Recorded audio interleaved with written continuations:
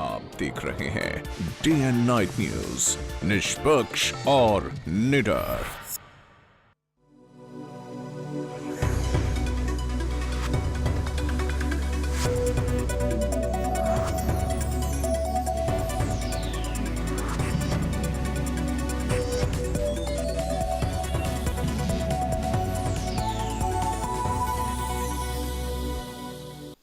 और बुलेटिन का आगाज करेंगे अब तक की बड़ी और अहम खबर के साथ।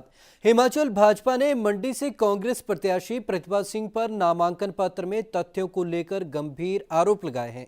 प्रदेश भाजपा के प्रवक्ता गणेश दत्त एक प्रेस वार्ता कर आरोप लगाया है कि प्रतिभा सिंह ने पिछले और मौजूदा चुनाव के दौरान जो नामांकन भरा है उसमें संपत्ति और आय के स्रोतों में कोई मेल ही नहीं है।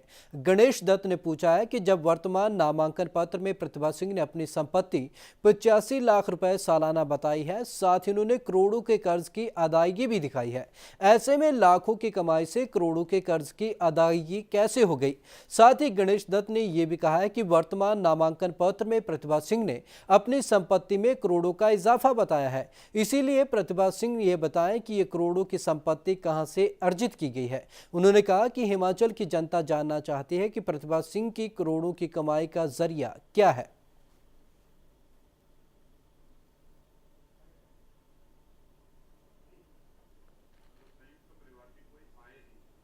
सांसद प्रतिभा सिंह जी ने अभी जो नॉमिनेशन फाइल किया मंडी से, उसमें उन्होंने कुछ तथ्य दिए हैं और बाई इलेक्शन जो पिछले साल हुआ था उसमें भी कुछ तथ्य दिए हैं। उन्होंने जो दोनों एफिडेविट फाइल किए हैं उनमें समानता नहीं है, उसमें कंट्राडिक्शंस हैं।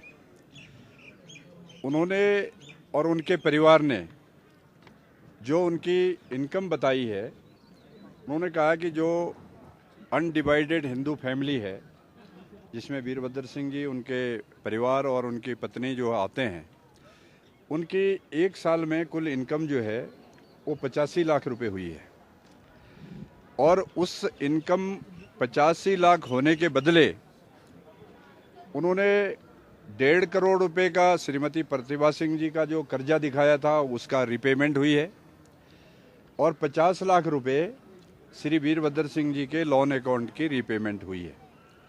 कुल मिलाकर के इनकम 85 लाख रुपए और रीपेमेंट 2 करोड़ रुपए। तो हम जानना चाहते हैं कि ये जो रीपेमेंट आपने की है इसका सोर्स क्या है। पूरी जानकारी के लिए हमारे साथ जुड़ रहे हैं भाजपा के प्रदेश प्रवक्ता गणेश दत्त जी। गणेश जी, आज आपने कांग्रेस प्रत्याशी प्रतिभा सिंह पर काफी गंभीर आरोप लगाए हैं, तो क्या कहना चाहेंगे आप इन आरोपों को लेकर? वास्तव में ये जो आरोप हैं उनके द्वारा ही जो एक एफिडेविट फाइल किया गया था इलेक्शन कमीशन के आगे, रिटर्निंग ऑफिसर के आगे, तो उसके आधार पर ही हमने इनसे पूछा है कि जो आपने 2013 में बाई इलेक्शन लड़ा था तो उस समय जो आंकड़े प्रस्तुत किए थे और जो इस समय आपने लोकसभा चुनाव के लिए नॉमिनेशन भरा है तो उसमें एक विषमता है, असमानता है, कंट्राडिक्शंस है। इसलिए एक जिम्मेदार पॉलिटिकल पार्टी होने के नाते हमने उनसे कहा है कि वो उसका जवाब दें, क्योंकि वीरभद्र सिंह जी और श्रीमती प्रतिभा सिंह जी की एक साल में कुछ जो आय थी वो 85 लाख बनी है, लेकिन उन्होंने एफिडेविट में 2 करोड़ से ज्यादा की जो देनदारी है उसको चुकता किया है। तो आय अगर 85 लाख है और आप देनदारी 2 करोड़ दे रहे हैं और उसके साथ 2 करोड़ 86 लाख के उनके असेट्स बढ़े हैं, तो उनकी जो स्टेटमेंट उन्होंने दी है, एफिडेविट फाइल किया है डिप्टी कमिश्नर जो चुनाव अधिकारी मंडी है, उसके आधार पर ही हमने ये पूछा था और उनको जवाब देने की आवश्यकता है, उसको जवाब देना चाहिए। इस संबंध में हमारे लीगल सेल ने मंडी के जिलाधीश के समक्ष स्क्रूटनी के समय भी इस विषय को रखा कि जो एफिडेविट के अंदर जो कंट्राडिक्शंस हैं और गलत जानकारी दी है उसके आधार पर श्रीमती प्रतिभा सिंह जी का नॉमिनेशन रिजेक्ट किया जाए। उसमें जो वहां के डिस्ट्रिक्ट रिटर्निंग ऑफिसर है उन्होंने ये कहा कि सुप्रीम कोर्ट की एक रूलिंग है कि कोई भी प्रत्याशी जब डॉक्यूमेंट फाइल करता है तो उसके आधार पर हम रिजेक्ट नहीं कर सकते हैं, लेकिन ये लीगल मैटर है और बाद में न्यायालय का विषय बनता है ये, इसलिए उनके कागज जो है उन्होंने स्वीकार किए हैं।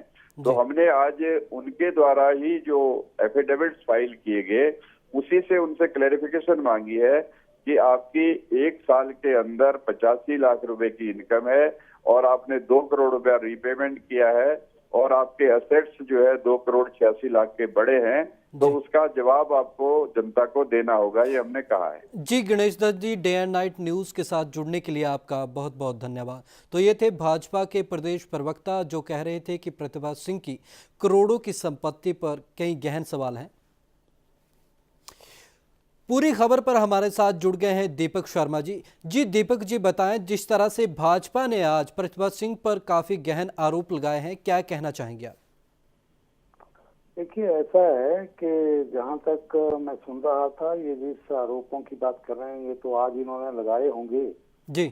इसके बारे में हमें अगर वो आएगी रिपोर्ट तो उसके ऊपर जो है वो पूरा एक बिंदुवार जो है वो उसका जवाब दिया जाएगा जी। लेकिन भारतीय जनता पार्टी ऐसी जो है वो पहले भी शिकायतें करती आई है और चुनाव आयोग ने उनको भी जो है वो निरस्त किया है जी। प्रश्न ये नहीं है, प्रश्न ये नहीं है, भाजपा अपने आप को बैकफुट पे महसूस कर रही है जी। हिमाचल प्रदेश में जो मोदी का जादू है वो चलता हुआ नहीं नजर आ रहा है जी दीपक जी। इसलिए ऐसा करने के लिए कभी मंडी से ये हमारे जो प्रत्याशी हैं उनके खिलाफ चुनाव आयोग को शिकायत कर रहे हैं। जी दीपक जी, मैं आपसे संक्षेप में दीपक जी मैं आपसे संक्षेप में जानना चाहूंगा कि क्या पार्टी इस पूरे मसले पर न्यायालय में जाएगी या कानून की शरण लेगी?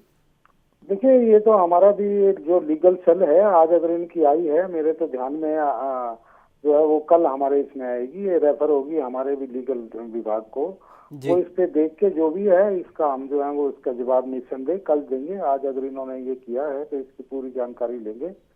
जी Deepak ji, day and night news के साथ जुड़ने के लिए आपका बहुत बहुत धन्यवाद।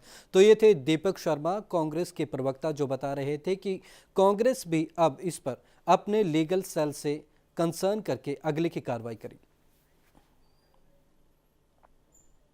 अनंतनाग लोकसभा सीट से शोपियां में आज मतदान केंद्र पर आतंकवादियों ने हमला कर दिया है।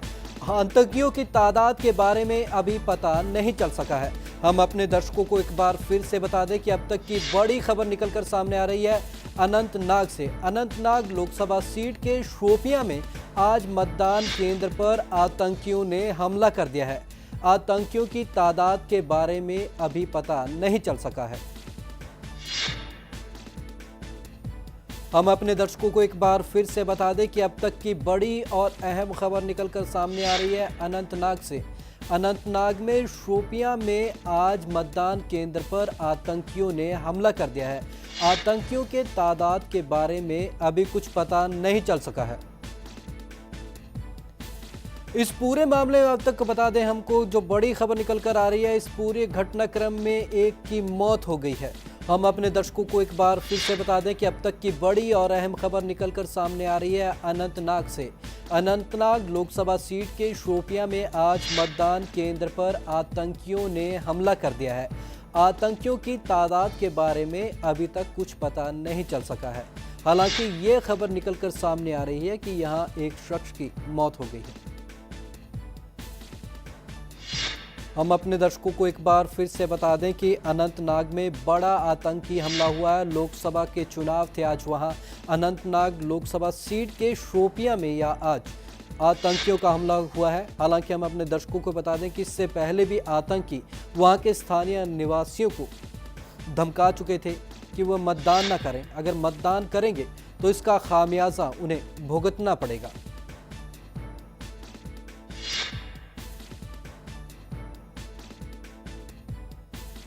अब तक की बड़ी और अहम खबर निकल कर आ रही है अनंतनाग से। अनंतनाग के शोपियां में मतदान केंद्र पर आतंकियों ने हमला कर दिया है। आतंकियों की तादाद के बारे में हालांकि अभी तक कुछ पता नहीं चल सका है, लेकिन हम अपने दर्शकों को बता दें कि चुनाव से ठीक पहले आतंकियों ने स्थानीय निवासियों को धमकी दे रखी थी कि वह मतदान पर ना जाएं और मतदान ना करें। अगर वो मतदान करते हैं तो इसके गंभीर परिणाम उनको भुगतने होंगे। इससे पहले भी आतंकी सरपंच और 3 अन्य लोगों की हत्या कर चुके हैं।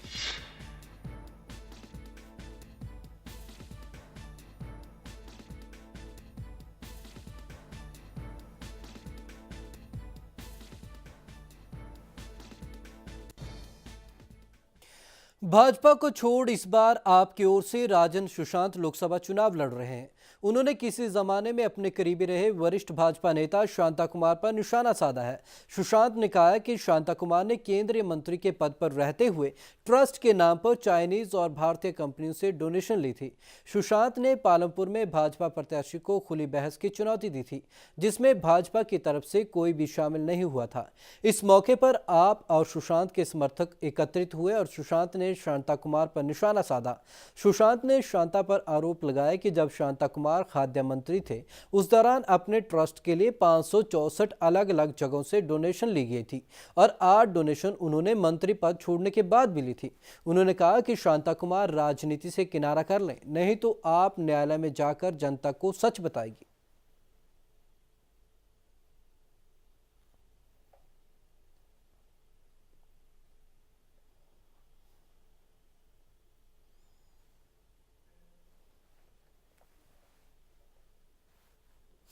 कांगड़ा से आप उम्मीदवार राजन सुशांत के शांता कुमार पर लगाए गए गंभीर आरोप से बीजेपी तिलमिला गई है। पार्टी के प्रदेश महामंत्री विपिन परमार ने आनन फानन में बुलाए गए पत्रकार वार्ता में सुशांत पर कई आरोप लगाए। परमार ने उनके नामांकन पत्र पर सवाल उठाते हुए तथ्यों को छुपाने का आरोप लगाया। साथ ही कहा कि इसकी शिकायत निर्वाचन अधिकारी से की गई है। अगर निर्वाचन अधिकारी शिकायत पर कोई कार्रवाई नहीं करता तो कोर्ट का दरवाजा खटखटाया जाएगा। चंबा कांगड़ा से मौजूदा सांसद और आप उम्मीदवार राजन सुशांत ने अपने प्रतिद्वंदी और बीजेपी दिग्गज पर डोनेशन लेने के आरोप क्या लगाए, मानो उन्होंने मधुमक्खी के छत्ते में हाथ दे मारा। बौखलाई भाजपा ने भी उन पर एक के बाद एक आरोप लगाए और इसका जिम्मा उठाया पार्टी के प्रदेश महामंत्री विपिन परमार ने। धर्मशाला में पत्रकारों से रूबरू होते हुए परमार ने कहा कि दूसरों पर आरोप लगाने से पहले सुशांत को अपने गिरेबान में झांकना चाहिए। परमार ने कहा कि सुशांत ने अपने नामांकन पत्र में एक नहीं बल्कि 8 कॉलम खाली छोड़ दिए हैं, मतलब दाल में कुछ काला है। चाहता हूं कि जो नामांकन पत्र भरा गया है उसमें देहरी स्थित जो मकान है उसकी कीमत को कम आंका गया है, जो वहां का क्षेत्रफल है उसका जिक्र नहीं किया गया है। इसके अलावा बिल्डअप एरिया का उसमें जानकारी नहीं दी गई है। जो हटली में उन्होंने एक वेरन लैंड खरीदी थी उसके ऊपर अब बगीचा लगा हुआ है, जो लगभग आज से 13-14 साल पहले लगभग 4,90,000 से खरीदी थी। आज उसकी कीमत लगभग 12-13 सालों के बाद सिर्फ 5 लाख आंकी गई है। 10,000 की बढ़ोतरी बताई गई है। आरोपों की अगली कड़ी में आप प्रत्याशी पर आरोप जड़ते हुए परमार ने कहा कि सुशांत ने जो नामांकन पर्चा भरा है उसमें उन्होंने अपने घर की कीमत को कम करके आंका है, उसके क्षेत्रफल का जिक्र नहीं किया गया। इसके अलावा इसके बिल्डअप क्षेत्रफल की जानकारी नहीं दी गई है। परमार के तीखे बोल यहीं पर नहीं रुके। उन्होंने कहा कि लोकसभा सांसद के नाते सुशांत को 2 PA मिले हैं, जो कि उनकी पत्नी और उनके बेटे हैं, लेकिन अपने नामांकन पत्र में आप प्रत्याशी ने बेटे को खुद पर आश्रित बताया है। कहना चाहता हूं कि जो एक MP को 2 PA मिलते हैं वो भी उन्होंने अपनी श्रीमती और बेटे को रखा, और जब नामांकन पत्र दाखिल करने की बात आई तो उसमें कहीं पर भी किसी प्रकार का जिक्र नहीं किया गया। और वो जिक्र होना था जब इनकम टैक्स का खाना भरना था, उसमें अपने बेटे को डिपेंडेंट बताया गया, जबकि वो डिपेंडेंट नहीं था, वो लोकसभा का कर्मचारी था और लोकसभा के उस अकाउंट से खाते से हर महीने उसको 30,000 रुपया मिलता था। उसकी श्रीमती का जो इनकम टैक्स की जानकारी है वो भी एक वित्तीय वर्ष की बताई गई है और वर्षों की छोड़ी गई है। इसलिए ये सारे का सारा जो मामला है, मैं ये कहना चाहता हूँ कि जो तथ्य सामने आने चाहिए थे, आम जनता उन तथ्यों से अवगत या परिचित ना हो सके, छुपाने की कोशिश की है। इसमें कोई दो राय नहीं कि शांता कुमार पर इतने तीखे प्रहार अब तक किसी ने नहीं किए थे। बीजेपी ने सोचा भी नहीं होगा कि ऐसा भी हो सकता है। शायद इसलिए अचानक हुए इस हमले ने उसे तिलमिला दिया। और उसने सुशांत को उन्हीं की भाषा में जवाब देने का निर्णय लिया। लेकिन सियासी नजरिए से देखा जाए तो सुशांत ने एक साथ 2 निशाने साधे हैं। उन्होंने शांता पर निशाना साधकर उनकी जीत की उम्मीद को धुंधला करने की कोशिश तो की ही, साथ ही ऐसा कर उन्होंने शांता के मुकाबले खुद को मुख्य प्रतिद्वंदी के रूप में भी साबित करना चाहा। धर्मशाला से लाखन शर्मा के साथ Preeti Goyal, day and night news, Chandigarh. Himachal के पूर्व मुख्यमंत्री प्रेम कुमार धूमल ने आज हमीरपुर के लंबड़ू में रोड शो करके अपनी ताकत दिखाई। धूमल का रोड शो मुख्यमंत्री वीरभद्र सिंह के कार्यक्रम के बाद हुआ। पूरे रोड शो के दौरान धूमल के निशाने पर केवल और केवल वीरभद्र सिंह रहे। धूमल ने कहा कि प्रदेश की कांग्रेस सरकार का गिरना तय है, क्योंकि वीरभद्र सिंह के खिलाफ सीबीआई जांच चल रही है और ऐसे में जब मोदी सरकार का केंद्र में आना तय माना जा रहा है तो ये भी तय है कि सीबीआई जांच पूरी होकर रहेगी। उसके बाद हिमाचल से कांग्रेस सरकार की रवानगी तय है। अपने तर्क को सही ठहराने के लिए धूमल ने कहा कि कांग्रेस सरकार ने भी कई मौकों पर विपक्षी दलों की सरकारों को गिराने का काम किया है। धूमल ने कहा कि अगर कोई गलत बयानबाजी करता है तो उसकी तुरंत शिकायत कीजिए, फिर चाहे वो किसी भी पार्टी का क्यों ना हो, क्योंकि ऐसी बातें सुनने में आ रही हैं कि कुछ लोगों का काम ही लोगों को गुमराह करना हो गया है। धूमल ने कहा कि हमीरपुर की जनता ने हमेशा से ही बीजेपी को अपना सहयोग दिया है, इससे पार्टी के लिए संजीवनी का काम किया है, इसलिए इस बार भी पार्टी हमीरपुर की जनता से वैसे ही सहयोग की कामना करती है। उन्होंने कहा कि मोदी अगर महंगाई भ्रष्टाचार से निपटना है तो प्रदेश की चारों सीटों पर बीजेपी को जिताना है और केंद्र में मोदी की सरकार बने, इस बात के लिए पूरा सहयोग हिमाचल से देना है।